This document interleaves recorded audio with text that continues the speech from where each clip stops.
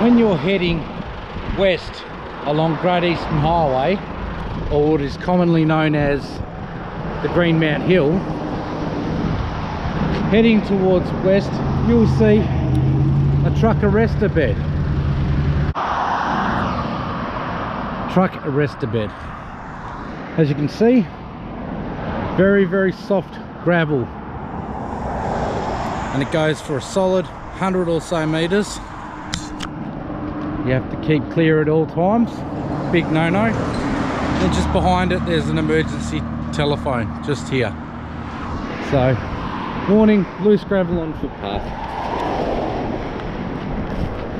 Do not ever park or stop your vehicle in the white striped area in front of a truck arrestor bed.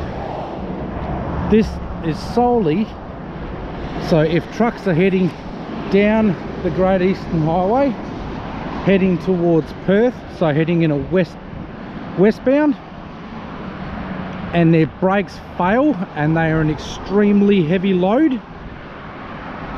then this is what they're aiming for. They are aiming for the arrestor bed. Don't be a clown. Don't stop or park obstructing an arrestor bed. The worst can happen.